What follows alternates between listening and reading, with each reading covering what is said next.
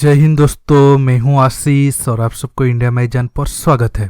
दोस्तों, आप सबको कल रात को मैं बताया था कैसे हमारे वीर जवान एलएसी क्रॉस करके चीन के कब्जे वाले इलाके में जाकर ब्लैक टॉप, हेलमेट टॉप आदि हिल्स पर सेना को तैनात किया था, जिससे चीन को काफ़ी मिर्ची लगी थी और वो अब भारत को जंग की धमकी दे रहा है।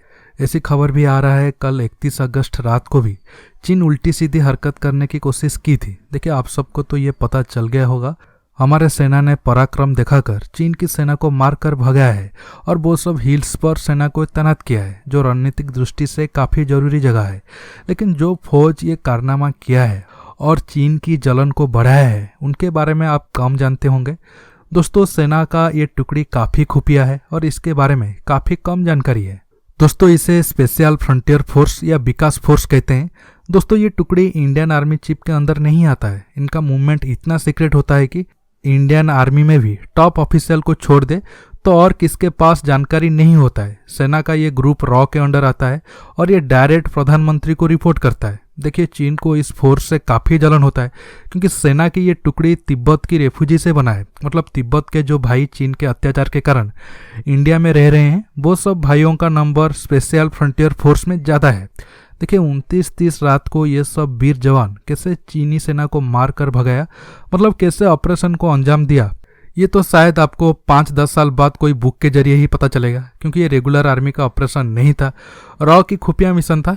इसलिए आज मैं उस दिन हुए सीक्रेट ऑपरेशन के बारे में ज़्यादा तो नहीं बता सकता हूँ, थोड़ा बहुत जानकारी आपको दे सकता हूँ। लेकिन आज हम डिटेल्स में जानेंगे स्पेशल फ्रंटियर फोर्स कब बना था, अमेरिका के साथ मिलकर क्यों उन्हें ओडिशा में सीक्रेट ट्रेनिंग दिया गया था और कब कब ये फोर्स को पाकिस्तान के खिलाफ भी इस्तेमाल किया गया है।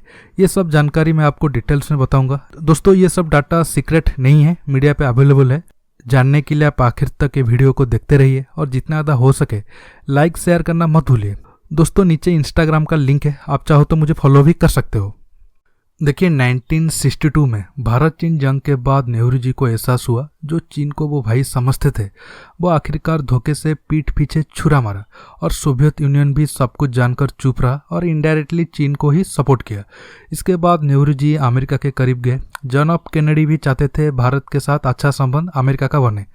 इसके बाद दोनों देश तिब्बत को लेकर हाथ मिलाए, क्योंकि चीन तिब्बत पर कब्जा करके उनके लोगों के ऊपर काफ़ी अत्याचार कर रहा था और जान से भी मार दे रहा था। इसलिए दलाई लामा समेत बहुत सारे तिब्बत के भाई इंडिया के शरण में आए।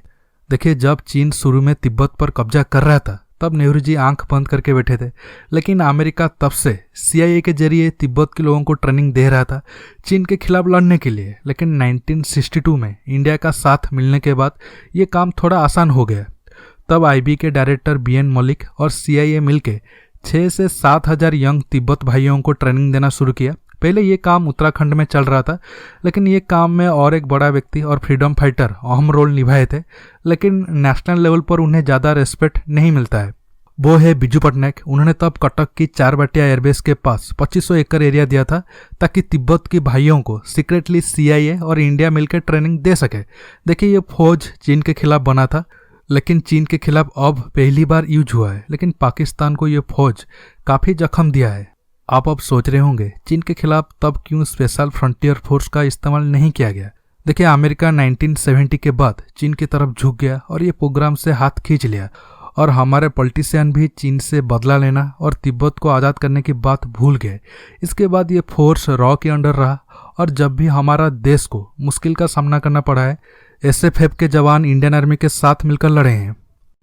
देखिए, ये फोर्स विशेष टोही, सीधी कार्रवाई, बंधक बचाव, आतंकवाद विरोधी गतिविधियों और गुप्त ऑपरेशन को अंजाम देने में माहिर है। SFF का मुख्य काम गुरिल्ला युद्ध लड़ना है, लेकिन मिशन के मुताबिक इस फोर्स का काम और काम करने का तरीका भी बदलता रहता है।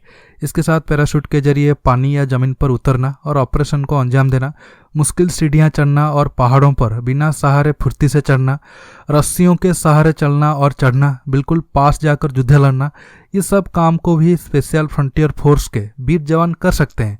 स्पेशल फ्रंटियर फोर्स ने अब तक भारत पाक युद्ध 1971, कारगिल वार 1999, ऑपरेशन ब्लू स्टार, ऑपरेशन पवन, ऑपरेशन कैक्टस, ऑपरेशन रक्षक जैसे गुप्त ऑपरेशन में अपनी अहम भूमिका अदा की है।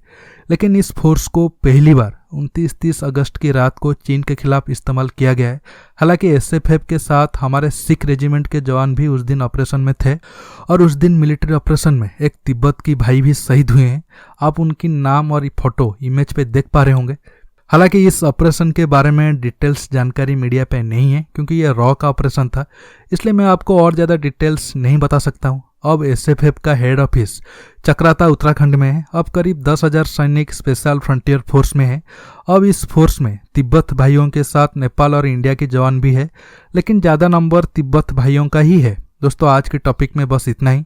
अगर आप तिब्बत पर डिटेल्स में वीडियो देखना चाहते हो तो नीचे कमेंट करिए।